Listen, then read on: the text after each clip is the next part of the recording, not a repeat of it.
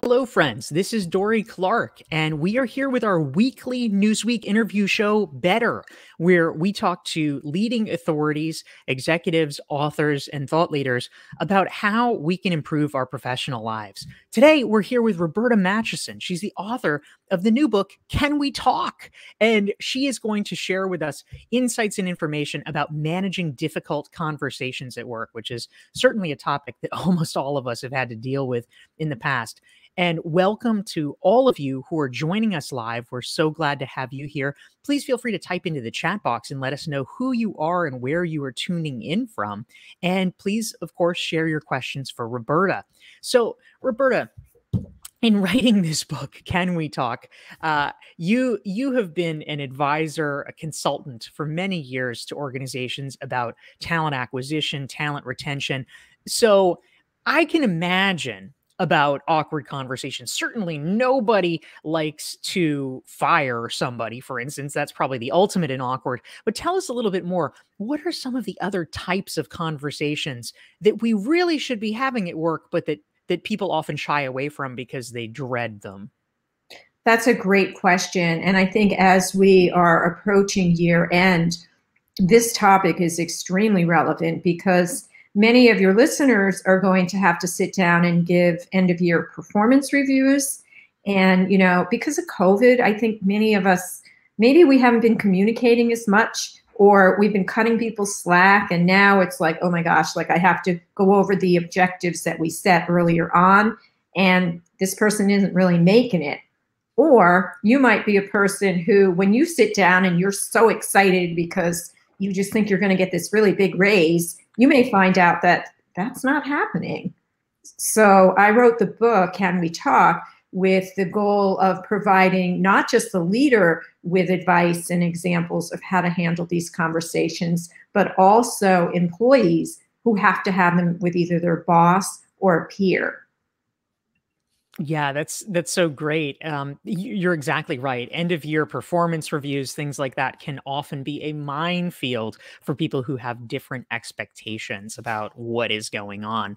So very valuable. And I want to say hi to some of the great folks who are tuning in to join us. We have Lynn from DC, Julie's here from Atlanta, Marua is here from Morocco, Karen is tuning in from Boston.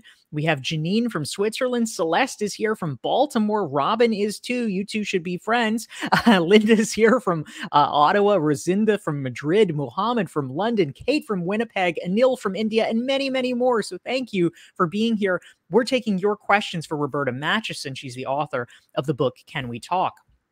Now, Roberta, if we're thinking about how to manage these difficult conversations at work, one of the things that that obviously we want to try to do as best we can is to prevent the need for these awkward conversations to begin with. I'm wondering, what is your advice for people upstream to hopefully be able to take some kind of preventative action so that it doesn't come down to that terrible moment where it's like, oh, Roberta, we really, can we have a moment in private? Well, you must have read the book because I tell the story about when that happened to me. I like to think of that saying, if you see something, say something, right? And I think it's plastered in the airports and the train stations and everywhere else, and it's, the time to have those conversations is in real time. And so if you are observing something and it's just not quite working for you, you're so much better off addressing that situation rather than saying, back in 1992, you did this. At least if you get that feedback and if that person gets the feedback, they have an opportunity to course correct. But if they don't know that something's not right, how are they supposed to fix it? Yeah, that is kind of an ominous feeling when all of a sudden you're hit with something where you've been perceived to be quote unquote in the wrong, and maybe you didn't even know that was the case. You start to wonder, oh no, what else don't I know? Which is pretty discomforting. So in creating this book and creating this guide, Roberta, and you have many helpful scripts in here, which I think is really wonderful. you actually have a section of your book where you call it, and I love this, the problem with having conversations in your head. And I think that many of us have probably had this experience where, we have this very lively dialogue about, what I should have said or what I'm going to say. And it doesn't necessarily play out like that exactly in the real world. So what is the problem with having conversations in our head? And how can we make sure that it's not just happening in our heads? Well, unless you're like my former boss, who I wrote about in the book, who was a mind reader, you have absolutely no idea what is going to come out of the mouth of the person across from you. And so, we always think the worst, right? Like, oh my God, this is not going to go well. When in fact, it might go extremely well. And maybe your boss wanted to talk to you not because he or she was dissatisfied with something. Maybe they want to talk to you about getting you ready for a promotion. So, going in with this idea, like this could be a really good conversation, but just in case it's not, let me read this book so I know how to keep my power. Because what happens, Dorie, when we get into these conversations and we're not prepared, and if we're on the receiving end, we often give our power away. And we're like a bobblehead, right? We're like, okay, and we don't respond.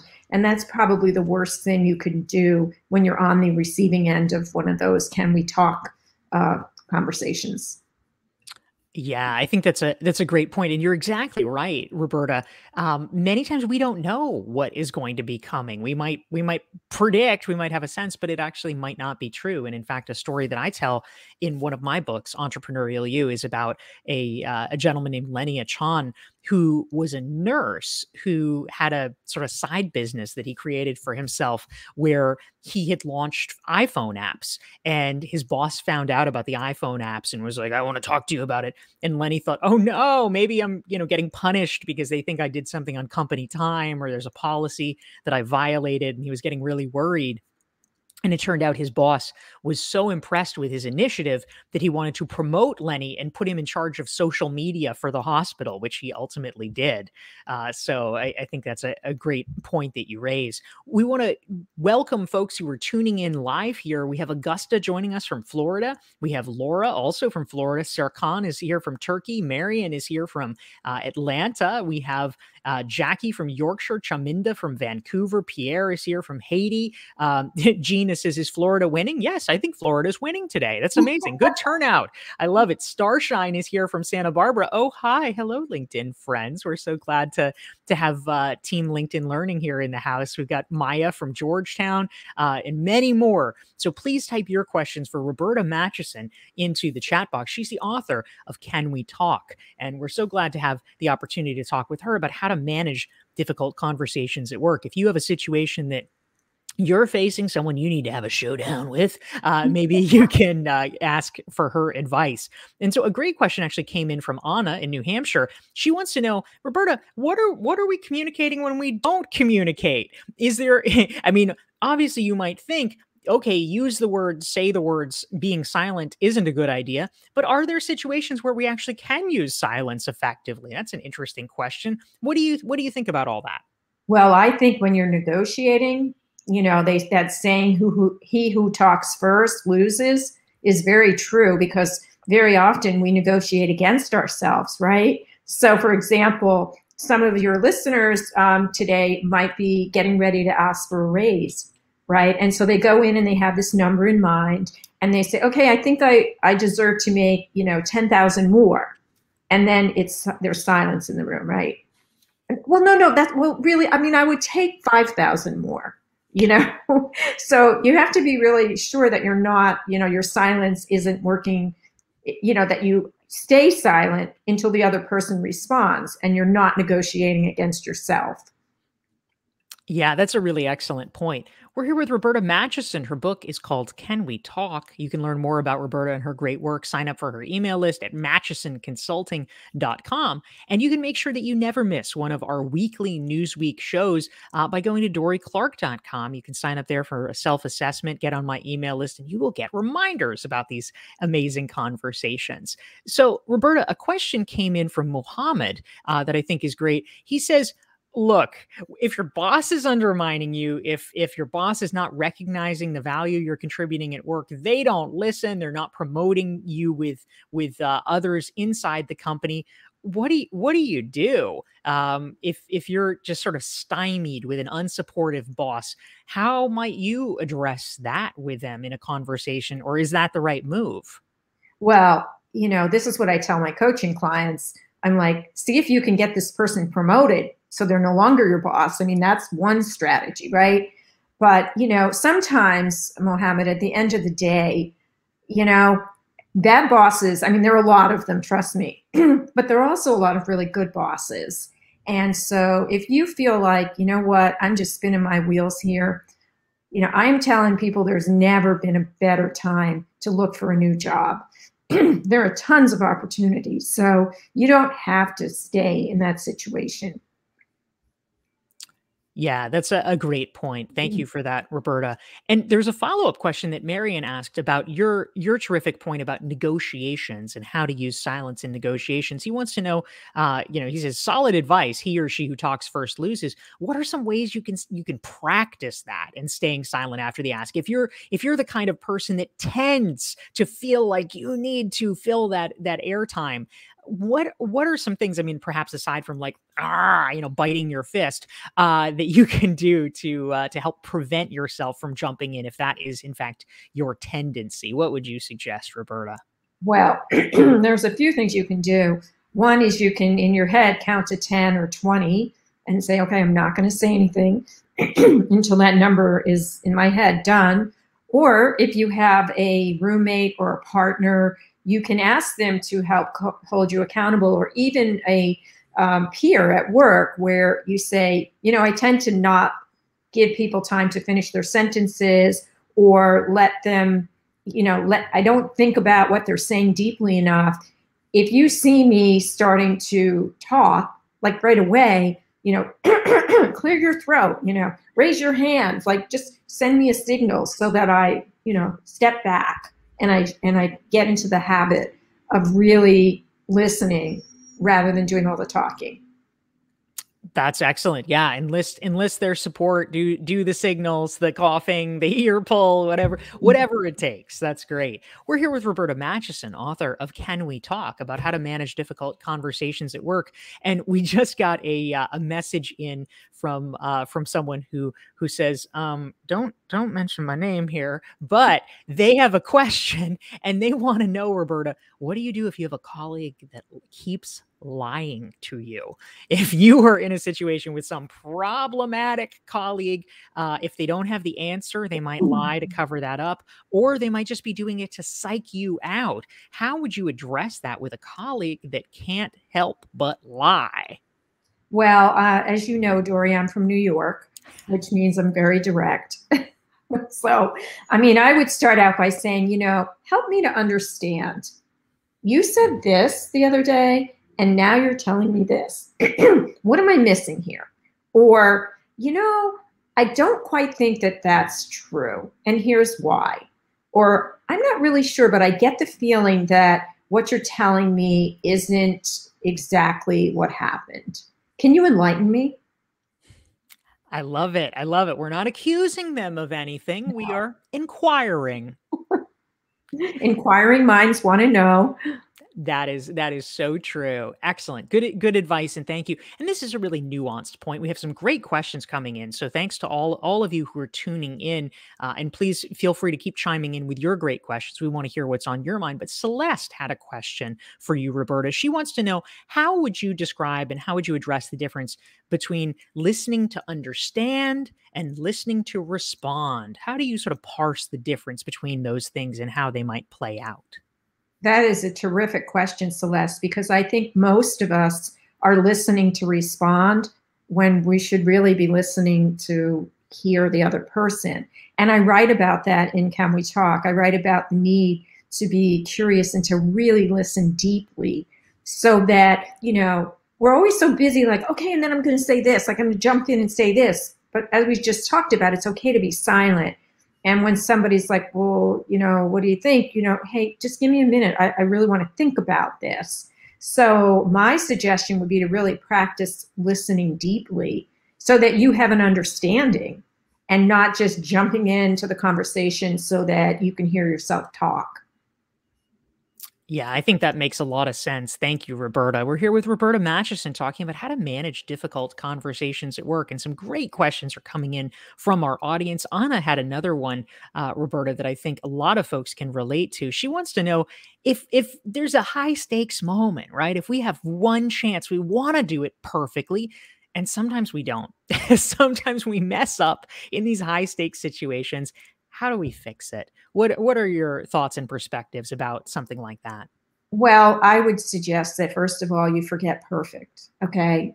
There is no perfect. And I don't know about you, but usually when you're having these conversations, there's really not like in the Olympics, a judge or Dancing with the Stars, somebody's holding up, that was a 10. Dorie, that was only an 8. You know, give it your best and be prepared, which is, why when I wrote this book, I included a lot of different scripts and conversation starters. And I encourage you, if you download the book on Amazon or Barnes and Noble or wherever you get your books, make these words your own. You don't have to, be Roberta from New York. You could be Anna from California, who might be a little softer in her approach. But, the best way to handle high stakes conversations is to go in prepared. And when we're not prepared, that's when things fall apart. Yeah, that's a great insight. I love it. And it actually ties in, Roberta, with another question that we had come in that I think probably most of us at one time or another have experienced. So Chaminda is chiming in and he says, sometimes we might be in a conversation that's a little surprising. Maybe there's information we didn't expect or just something we didn't see it coming. So if that's the case, if we are caught off guard, how do we actually physiologically keep ourselves under control? Normally if you're stressed out, your voice might rise a little bit. Maybe you sound angry, or maybe you just sound a little scared. What can we do to make sure that we are not tipping the other person off so much that we are a little bit off our game?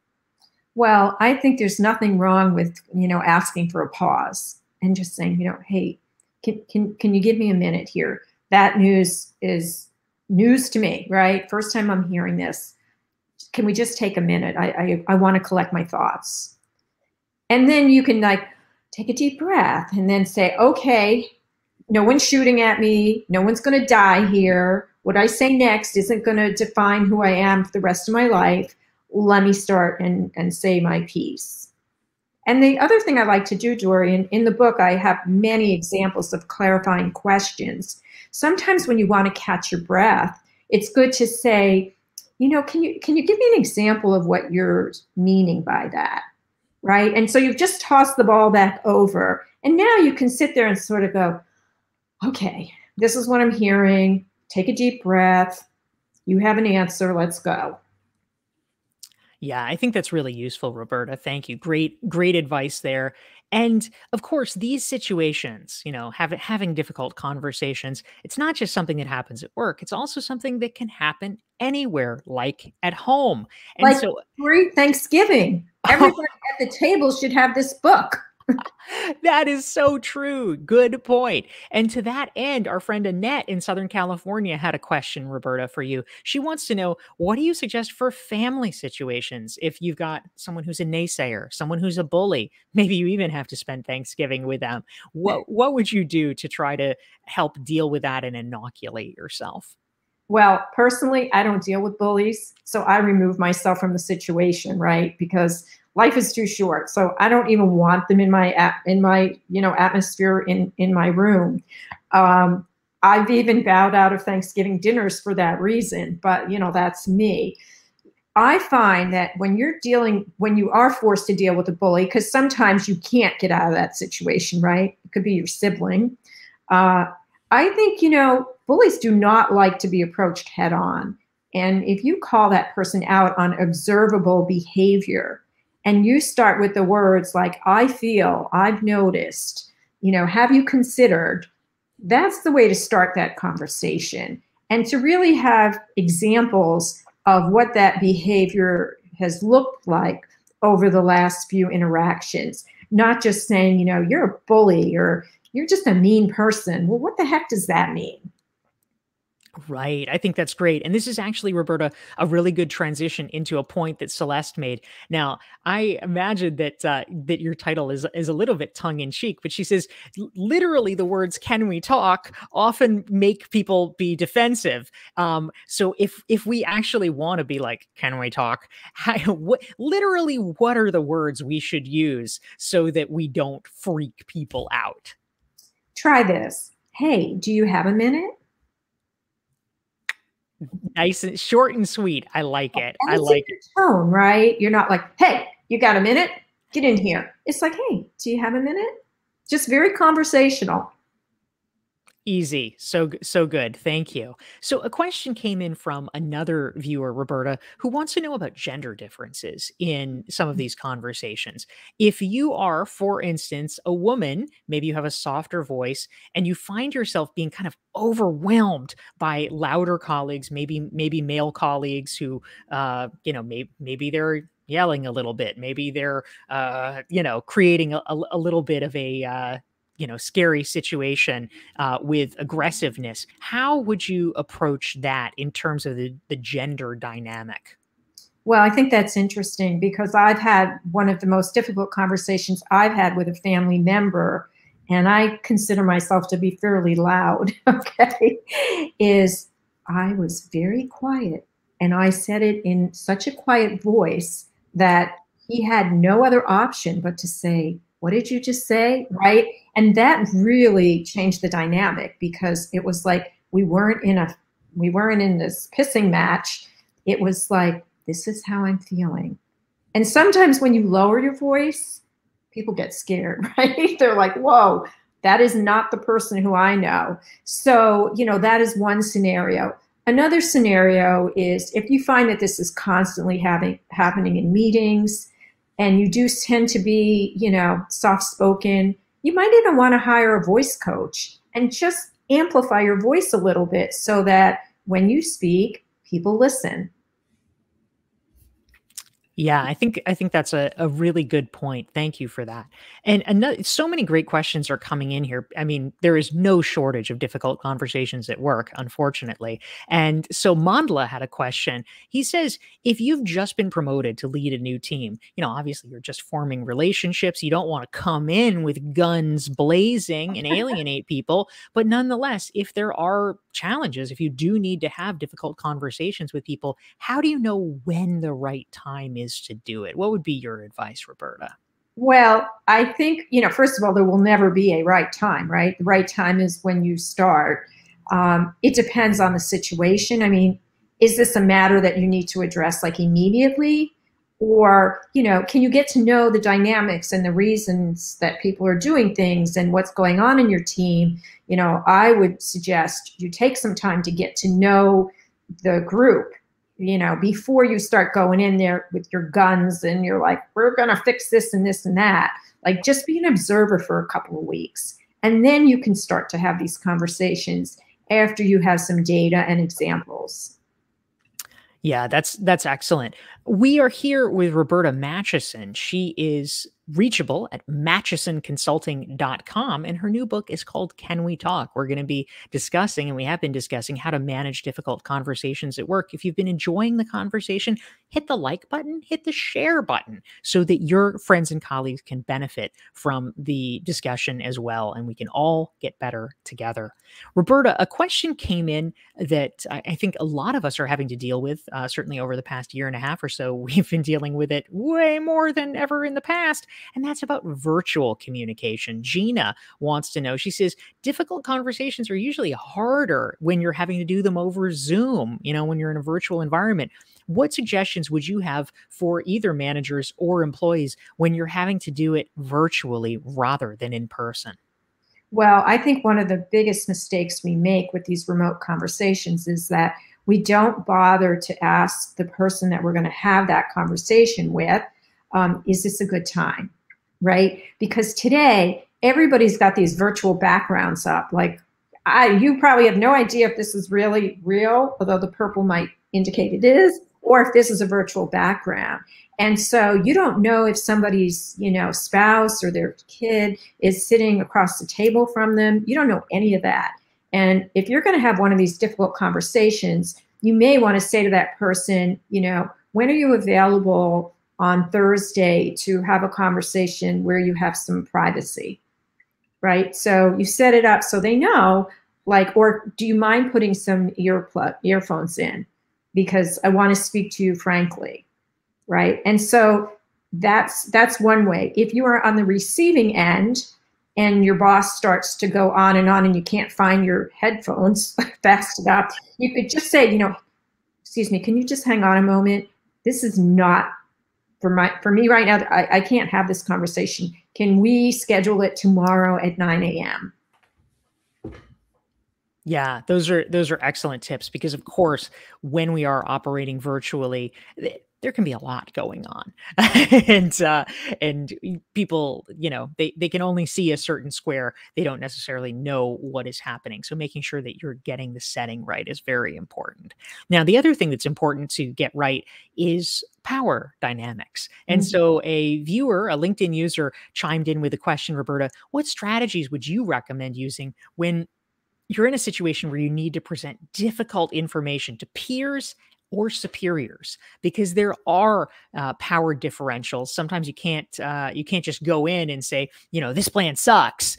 So how might you approach these hard conversations when the other person in particular has a lot more power than you do?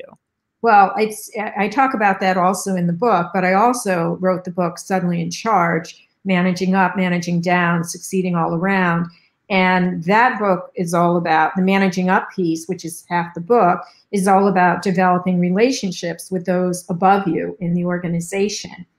And so, one of the key areas and really the backbone of Can We Talk is all about building strong relationships, right? And so if you have a strong relationship, if you've taken the time to build that relationship with your boss or with your boss's boss or your peer, having these conversations, in all honesty, isn't that difficult, because they know that you're coming from a place of wanting to see the organization succeed. You're not looking to, knock them down or make them look terrible. You're really coming from a good place. So I would just strongly suggest that you build those relationships. So when the time comes, because it will, you have a good enough relationship. It's sort of like, somebody, a friend perhaps, for a long period of time, and your friend says, does this make me look fat, right? You're just trying on after COVID something. And, you're not going to say to her, well, yeah, but you have this trusting relationship and you're like, I've seen you in more flattering clothes, right? But you have a relationship. And so she feels comfortable asking.